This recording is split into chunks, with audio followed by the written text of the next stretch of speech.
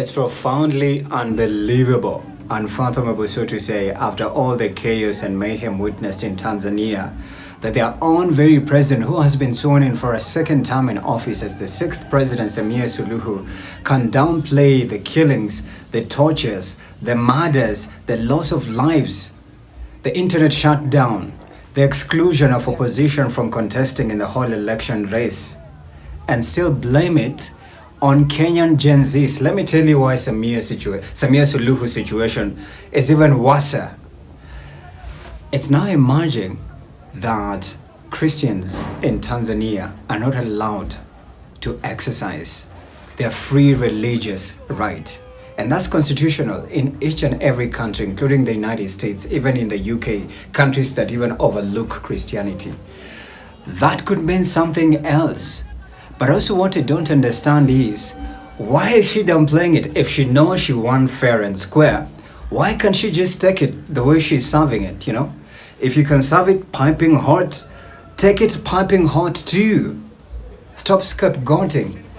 And what annoys me is our very own DP Kithure Kindiki was there to support that fake all things situation that happened in Dodoma. But then if you knew that you weren't, openly and freely in that election, since you got 98% out of, the rest 31 million out of 33, 270 out of 272. Why get sworn in at a military with the presence of the military at a military parade where invites only with exclusion of the public? Unusual compared to other swearing in ceremonies that have happened for previous presidents before. Your situation got worse, man. The situation got worse. And I can't even wait to hear what I'd say. Because if you look at some of the viral videos and some of them, because now they've just restored the internet in TZ anyways, there are so many artists, activists, human rights groups and whatnot. All of them had tried to even attempt to just at least share details of the proceedings of the election.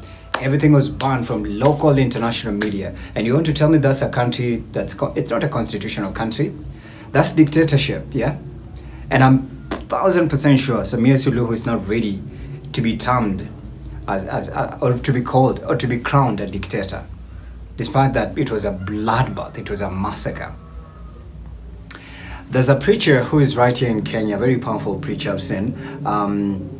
He shared a prophecy saying that Samia Suluhu's situation is actually it's because of God's judgment that's on her, because of the blood that is on her hand, and she's going to suffer the consequences. There's another one where it says as well, ICC is coming for her jugular. So she better get ready, man. But why? Why blame it on Kenyans, bwana? Watu si wajinga bwana. You want to tell me Kenyans got out of Nairobi, wameshindwa kazi zote na hizi mashida zote tuko nazo huko katika nchi yetu, wakaenda TZ kupicket na kudemonstrate. Hapa hivi tunataka Kasongo aende bwana. We are preparing mentally, emotionally, spiritually and even physically for 2027 because it's a tough battle ahead for us. And you're here scapegoating us, man. Shame on you. And I've seen so many videos. If that election was free and fair, why did Diamond Platnumz flee the country?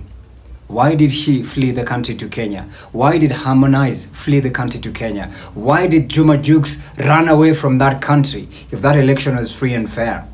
Why was opposition in jail? Why did Tundu Lissu get framed for treason? Why was the Chadema opposition party not allowed to contest openly like the rest in that election? Question marks. Samia Suluhu's situation is even worse. And I'm 1000% sure it's gonna catch up with her. It's only just a matter of time. It's just about if. Ding, ding, ding, ding. And I can't wait for Donald Trump to actually sound off on this one, because that situation can be categorized as the country at large as a country of concern, because Christians are also being maimed, not allowed to practice their constitutional or religious right. Elections were not open. It was a doctored and a choreographed election that was supposed to go in favor of Suluhu, and it exactly did that. All instruments and avenues were blocked and shut down. So that means that election was a sham, period. And the worst is waiting to happen.